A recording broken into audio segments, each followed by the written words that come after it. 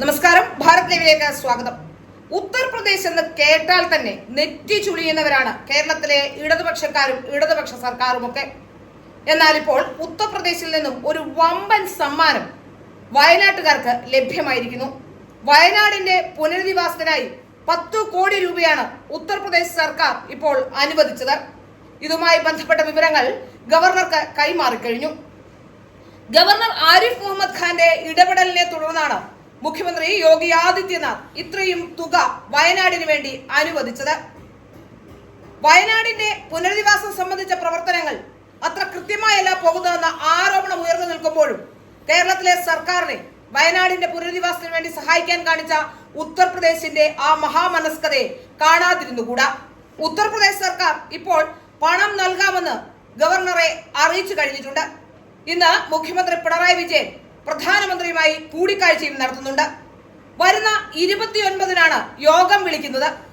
എല്ലാ വിഭാഗങ്ങളെയും ഒരുമിച്ച് ചേർത്തുകൊണ്ട് റവന്യൂ അതുപോലെ തന്നെ പുനരധിവാസവുമായി ബന്ധപ്പെട്ട എല്ലാ വകുപ്പുകളെയും ചേർത്തുകൊണ്ട് 29-ന് മുഖ്യമന്ത്രി പിണറായി വിജയൻ യോഗം വിളിക്കും. 2000 കോടി രൂപ ആവശ്യപ്പെട്ടാണ് പുനരധിവാസ പ്രവർത്തനങ്ങൾക്ക് ഇത്രയും തുക വേണമെന്ന് ആവശ്യം ഉന്നയിച്ചുകൊണ്ടാണ് പ്രധാനമന്ത്രിയെ ഇന്ന് മുഖ്യമന്ത്രി കാണുക. ഇത്രയും ദിവസവും ദുരിതാശ്വാസത്തിനായി പണം അനുവദിച്ചില്ല എന്ന് പറഞ്ഞുകൊണ്ട് വലിയ മുറവിളിയായിരുന്നു.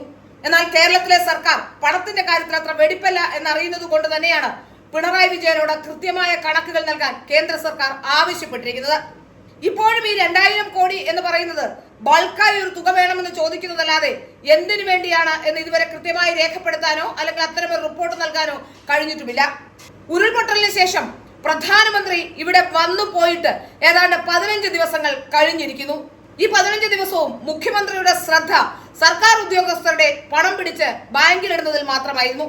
സർക്കാർ ഉദ്യോഗസ്ഥരുടെ പണം ആദ്യം തന്നെ പിരിച്ചിടുകയും 2000 കോടി രൂപ കിട്ടുകയും മറ്റ് സാമൂഹ്യ സന്നദ്ധ പ്രവർത്തകരുടെയും മറ്റ് സംഘടനകളുടെയും ഒക്കെ ധനസഹായം കൊണ്ട് മാത്രം ഒരുപക്ഷെ വയനാട് പുനരധിവാസം പൂർത്തിയാക്കാൻ കഴിയും.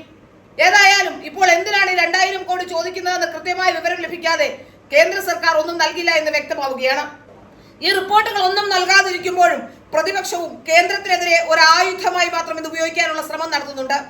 ഇത്തരം കാര്യങ്ങളിൽ പ്രതിപക്ഷത്തിനും ഭരണപക്ഷത്തിനും ഒരേ സ്വരമാണുള്ളതെന്ന് മനസ്സിലാക്കാൻ കഴിയും. ഇന്നത്തെ പ്രതിപക്ഷം നാളെ ഭരണപക്ഷമായാൽ അവർക്കും അഴിമതി കാട്ടണമല്ലോ. അതുകൊണ്ടായിരിക്കാം ഒരുപക്ഷെ പരസ്പരം ചാഞ്ഞും ചരിഞ്ഞും ഈ വിഷയങ്ങളിൽ നിൽക്കുന്നത്.